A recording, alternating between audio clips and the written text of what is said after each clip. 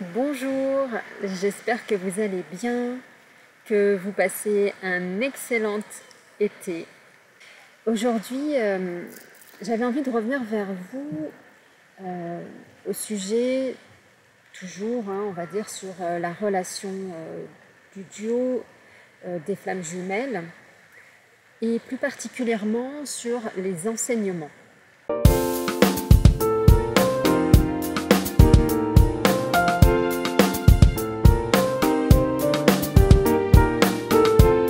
Alors, qu'est-ce que ce sont les enseignements? Alors, il faut savoir que quand nous rencontrons notre flamme jumelle, nous avons tout simplement un éveil spirituel qui vient aussi tout juste après, qui au départ viennent de l'extérieur vers l'intérieur et à un moment donné du parcours et qui fait suite, on va dire, à cette séparation, justement, elle est amenée à apprendre de l'extérieur pour entrer à l'intérieur et ces apprentissages ne sont autres que pour apprendre à libérer en nous toutes nos blessures. Donc les blessures sont la blessure de rejet, d'injustice, d'abandon, de trahison et d'humiliation. Donc ce sont toutes ces blessures à aller voir en nous, mais pas que. C'est-à-dire qu'on a ce travail à faire, c'est-à-dire d'aller s'introspecter. Ça, ce sont les premières phases, on va dire, de la flamme jumelle. C'est de commencer, en tout cas, ce nettoyage intérieur, ces bouts intérieurs qui sont dans notre eau. Nous sommes constitués d'eau. Et d'ailleurs, ça fait référence aussi à l'ère du poisson qui s'est terminée et dans lequel ces eaux dans lesquelles le poisson n'étaient pas forcément claires et limpides. Et donc, elles sont à nettoyer pour rentrer dans l'ère du verse-eau. Donc, on va verser une nouvelle eau. Cette eau va être de l'eau pure, mais cette eau, elle est versée du haut vers le bas. C'est-à-dire qu'elle n'est plus dans un apprentissage extérieur-intérieur, mais dans un apprentissage intérieur, intrinsèquement, à qui nous sommes. Et pour en arriver justement dans ces phases d'intériorisation, de retrouver, on va dire, ce lien divin avec la source, avec le Dieu, c'est ce retour à cette grande énergie, à cet être intérieur qui est multidimensionnel, qui va se révéler. Et donc, eh bien, le chemin de la flamme va arriver avec les différentes phases. Donc les phases, c'est donc la pré-réunion qui va s'enclencher pour... alors, je vais rappeler peut-être les phases. La phase où nous allons rencontrer notre flamme jumelle. Donc ensuite, il y a la phase de la reconnaissance, la phase où nous allons ensuite vivre cette histoire d'un amour divin, d'un amour sublime, aussi bien sur le corps que énergétiquement, que divinement. Et puis va arriver la partie de la dissolution du lien pour entrer dans cette fameuse nuit noire de l'âme. Cette nuit noire de l'âme est tout simplement la partie où nous allons rentrer dans les profondeurs de notre être et y voir toute cette noirceur de l'ego, de ces blessures qui nous ont emmenés dans les tréfonds des mers, de ce bleu très sombre, pour justement pouvoir la remonter avec ses bouts, renettoyer toute cette eau qui est stagnante encore pour le coup à ce moment-là. Et donc faire remonter ces bouts va également permettre de libérer les énergies, libérer le corps, libérer les émotions, libérer le mental, et pour atteindre justement son esprit, l'esprit saint, c'est-à-dire l'esprit clair, l'esprit limpide, l'esprit qui descend justement du haut vers le bas. Alors tout cela, aujourd'hui je vous le dis avec tellement de clarté, mais je peux que vous parler de cela, mais ce n'est qu'un vécu. C'est-à-dire que chacun aura son propre vécu avec ses propres dysfonctionnements, avec ses propres histoires tout simplement, pour aller justement rencontrer cette nuit noire de l'âme. Et donc le chemin, ça va être donc ce premier retournement, on va dire, hein. C'est comme, on va dire, un diamant avec justement plusieurs facettes, hein. Il peut y en avoir 5, il peut y en avoir 8, il peut y en avoir 12 de facettes. Et bien de pouvoir commencer à regarder les facettes de son diamant sous différentes formes. Chacun a sa propre connexion, on va dire, à la source qui va vous informer ou qui vous informe au quotidien. Le tout est, quand on est informé, c'est d'aller ensuite à la recherche, on va dire, de ce qui existe déjà pour en imprégner un petit peu à son essence et pouvoir travailler dessus et cheminer. À partir de là, donc vous commencez à vous retourner vers vous et donc d'entamer une phase de pré-réunion. Donc d'entamer cette pré-réunion qui va intervenir parce que vous allez dans votre intériorité nettoyer vos émotions, nettoyer vos énergies, nettoyer votre karma, nettoyer votre lignée, couper des liens amicaux, faire un changement de qui vous êtes à travers votre nom, c'est-à-dire du nom divin que vous avez. Alors ce nom divin peut également se cacher dans votre nom, hein, à vous, pas dans le prénom mais dans le nom, à travers le langage des oiseaux. Donc le langage des oiseaux, c'est un langage divin. Moi, ce qui est intéressant, c'est que ces oiseaux, en fin de compte, je les entends la nuit, me piailler, me parler sans pour autant comprendre ce qu'ils disent. Néanmoins, le chemin qui m'a été demandé d'emprunter, c'est de comprendre justement à travers les mots, l'essence même des mots qui symbolisent en fin de compte autre chose que ce que l'on a appris dans le langage terrestre. Là, on repart sur un langage céleste, le langage des oiseaux.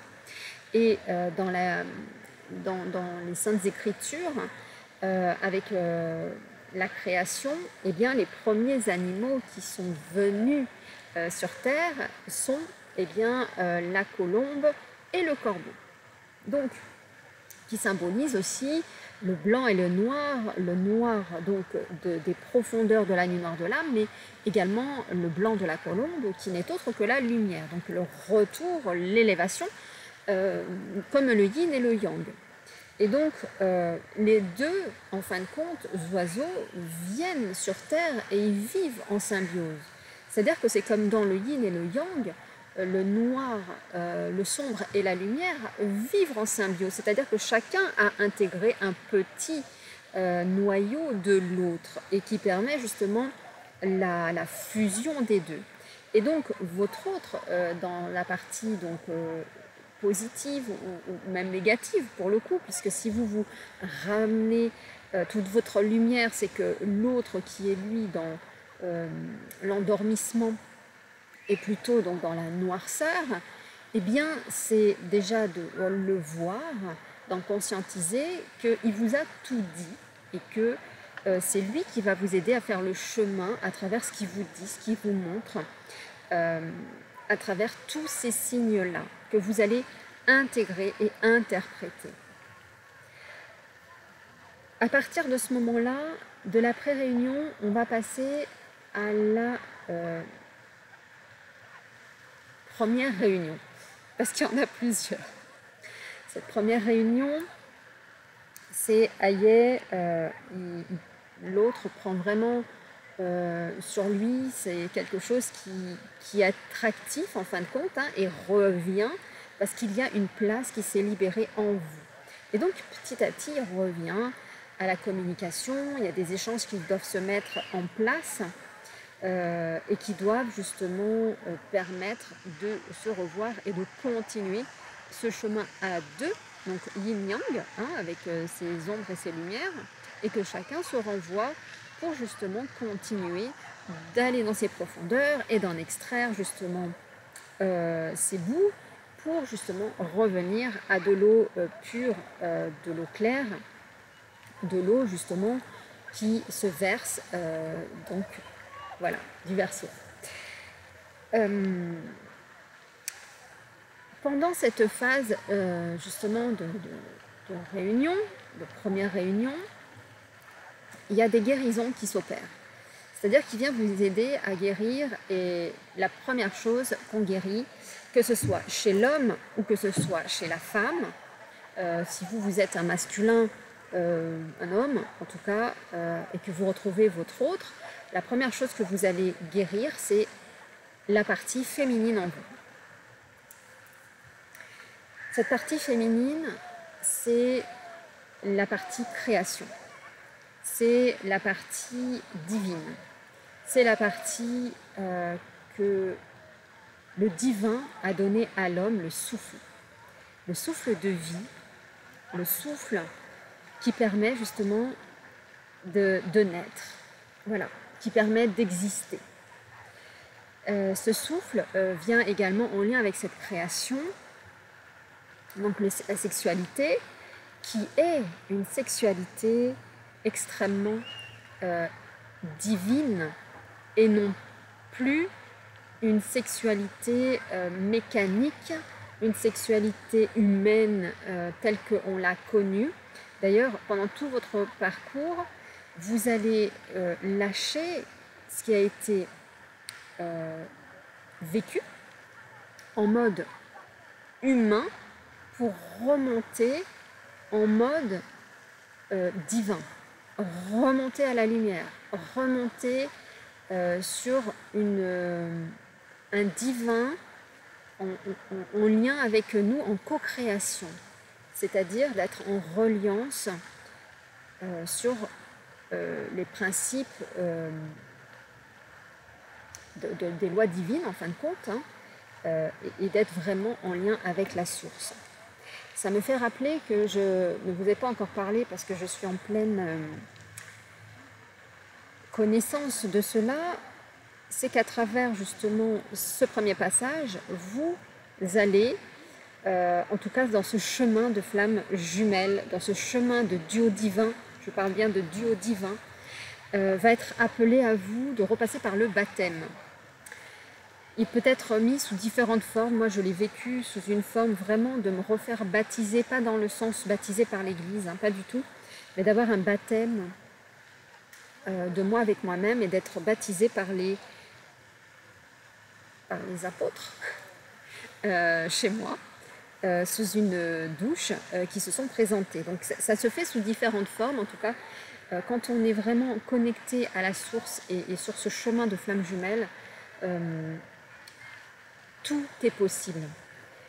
C'est-à-dire que je vois les anges, je vois les apôtres, alors pas tous, mais les principaux.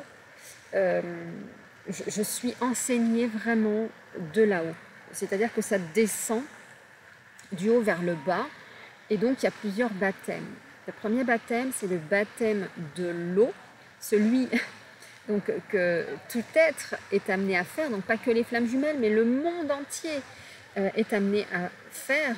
D'ailleurs, la terre aussi est amenée à faire, puisque l'eau est en lien avec le deuxième jour, avec le deuxième jour de la création de la terre, où il y a justement cette séparation des eaux du bas et des eaux du haut.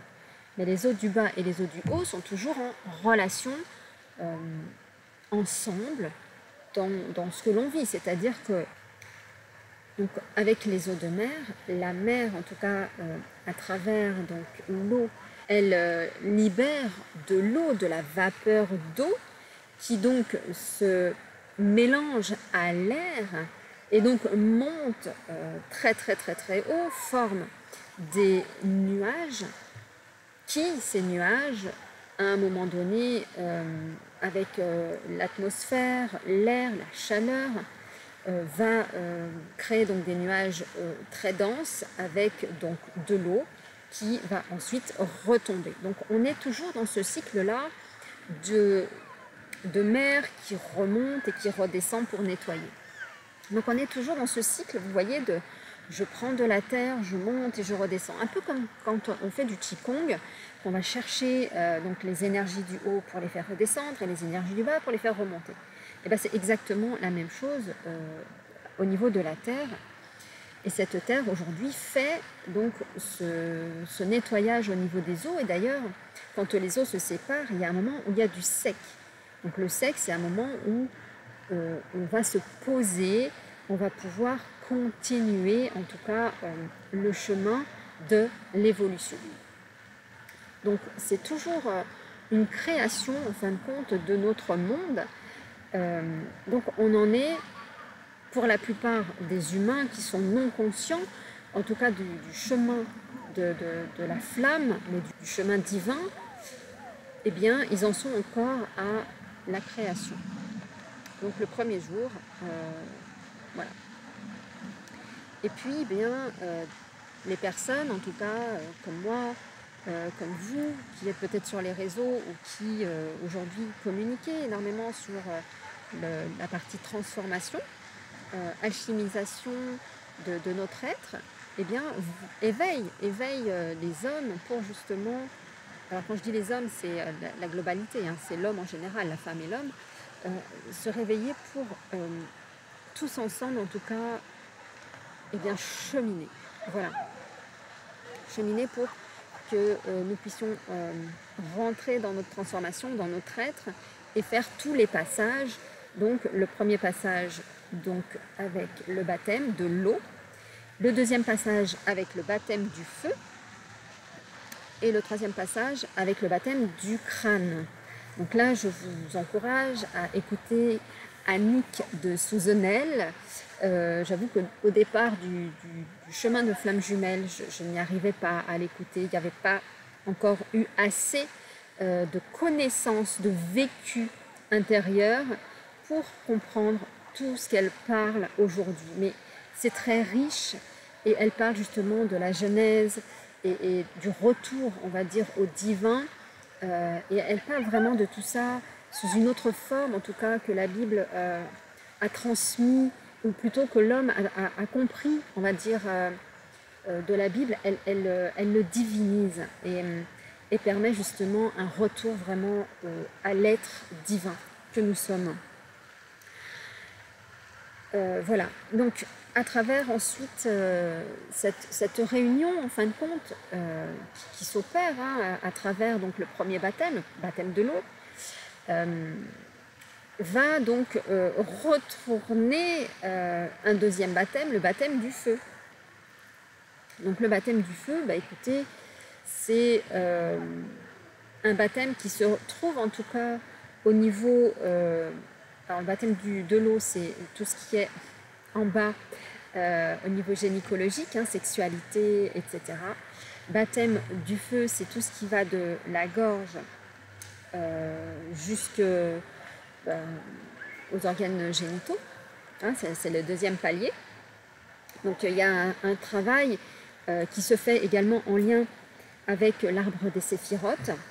Et donc ce nettoyage au feu, c'est tout simplement... le feu, c'est quoi? C'est épurer. Le feu, c'est aller un peu plus en profondeur, c'est nettoyer, c'est tout ravager, c'est changer pour faire repousser. Quand on fait du brûlis, eh bien, on vient brûler ce qui y est pour que ça vienne remettre une vitalité pour que ça puisse pousser encore plus puissamment, fortement. ancrée. Voilà, si j'arrive à me faire comprendre à travers mes mots. Voilà, si vous avez des questions, posez-moi les questions, je serai ravie d'y répondre. Vous pouvez également prendre, bien sûr, une consultation par rapport à votre avancée et votre chemin, en tout cas aujourd'hui intérieur, et chemin, bien sûr, flamme jumelle. Donc, voilà, arriver à ce feu-là, ça va être vraiment de libérer toute la parole, et qui est en lien avec le verbe, bien sûr, le verbe créateur, le verbe divin. Ce verbe divin, c'est vraiment l'essence des oiseaux que je vous disais, le langage alchimique. Quand je me suis posé la question de mon nom, Coco, c'est un nom qui dit tellement de choses. Et autant quand j'étais dans le baptême de l'eau, j'avais eu les premières informations, c'est-à-dire noix de coco, hein, forcément, cocotier. Donc la noix de coco, c'est un fruit, le fruit de l'arbre. C'est un fruit où à l'intérieur, donc il est protégé avec de l'eau à l'intérieur. Et donc cette eau est nourrissante. D'ailleurs, il y a même de la chair à l'intérieur, la chair qui est nourrissante également. Donc c'est tout cela, c'est retourner dans ma chair qui me nourrit, mais ma chair avec mon eau qui me nourrit. Donc voilà, mon eau intérieure qui est purifiée, et puis toutes ces croyances de nourriture qui sont divines, en fin de compte, qui sont mon fruit. Donc c'est le fruit du divin, en fin de compte, c'est plus les fruits extérieurs, mais vraiment mon fruit à moi. Et d'ailleurs, quand à l'époque, et encore aujourd'hui, au niveau donc, des gens qui partaient faire des longues croisières, des longs voyages au bord donc, des différentes mers, eh bien, ils apportaient des noix de coco. Des noix de coco pour boire. Voilà, donc elle traverse les eaux, la noix de coco. Elle permet la boisson aux marins de traverser justement ces mers en se nourrissant de nourriture et en buvant justement cette eau nourrissante. Donc, mon chemin, en tout cas, dans ma compréhension, elle est là, et effectivement, quand vous passez vos chemins, quand vous êtes sur cette mer intérieure, cette profondeur, eh bien, je vous aide tout simplement à travers l'eau de la noix de coco et à travers la nourriture de la noix de coco à vous permettre de naviguer sur vos eaux. Donc, voilà, c'est tout ce chemin-là que j'ai pris conscience et je trouve que c'est tellement beau. En tout cas, quand ça redescend en conscience, on en comprend vraiment beaucoup de choses. Et d'ailleurs, les personnes qui sont accompagnées récupèrent leur propre nourriture, récupèrent leur propre divinité, traversent ces eaux. Je les aide à traverser justement ces eaux, de ces profondeurs pour qu'ils puissent y remonter sur leur bateau et continuer à voguer. Je trouve ça tellement beau. Voilà. C'est une aparté en tout cas que j'avais envie de vous partager, mais elle ne s'est pas arrêtée ici. Ça continue en tout cas d'aller voir qu'est-ce que c'est exactement l'arbre de la noix de coco, ce cocotier en fin de compte. Et derrière, donc, ce qui s'est passé, c'est que pour aller voir tout cela, eh bien, j'ai dû passer à nouveau par une nouvelle distanciation, un nouvel arrêt de communication avec Antoine.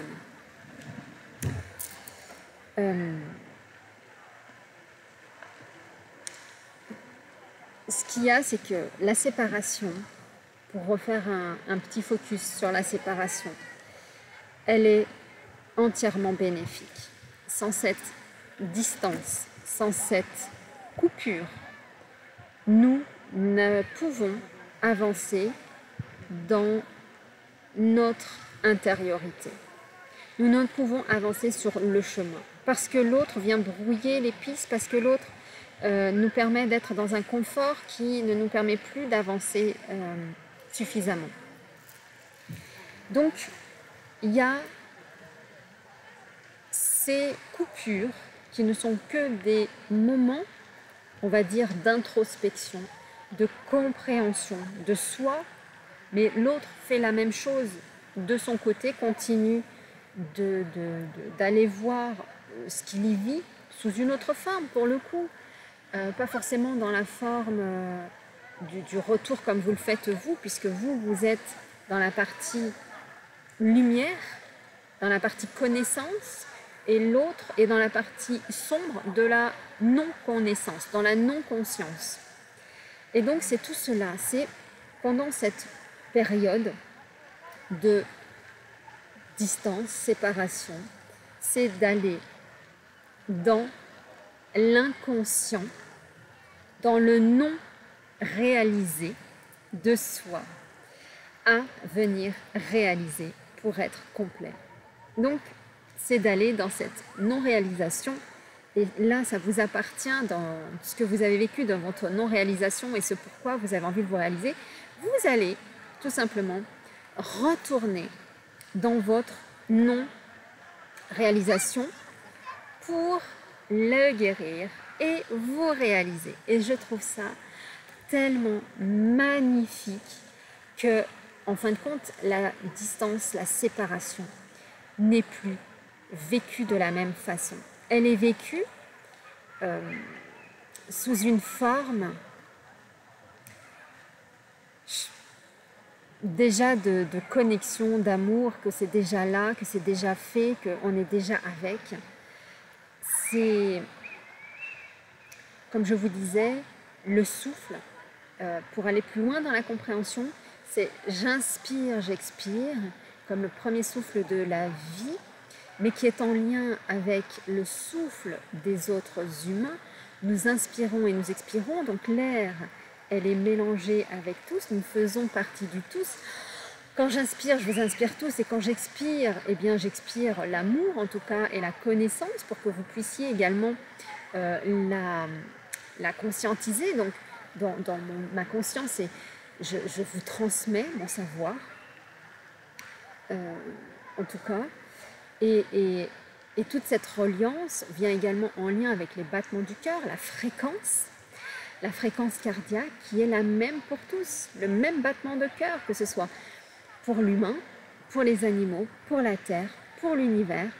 Nous avons la même fréquence d'amour et votre jumeau a la même fréquence, le même battement de cœur. Donc il n'est pas séparé de vous, ni au niveau de la fréquence du cœur, ni au niveau de la parole, ni au niveau donc du souffle. Et quand on a cette conscience de cela, que nous sommes unis à partir de là, on passe à un autre niveau.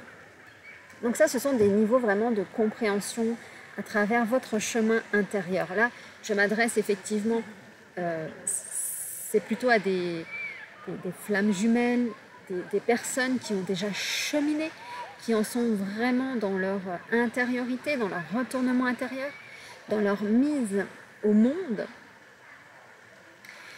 ou à qui ça va vraiment parler un peu plus. Ceux qui sont en début de chemin, je vous encourage à regarder mes premières vidéos qui parlent vraiment du chemin de flamme jumelle, donc de ce chemin d'éveil, de ce chemin de retour vers soi, de la compréhension, où le divin vraiment redescend en nous, où nous sommes en lien avec le divin, mais où nous avons des connaissances qui descendent du divin, ces connaissances qui ne sont plus des connaissances extérieures à nous, mais plutôt des connaissances qui sont transmises du ciel à l'humain, à qui nous sommes.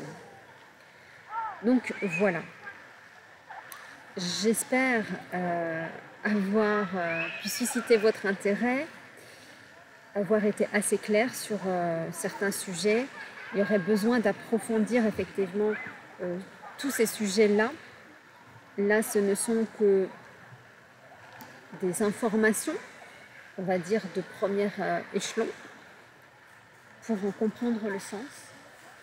Et puis, écoutez, je vous embrasse et je vous dis à très vite pour de prochaines vidéos. Je vous embrasse.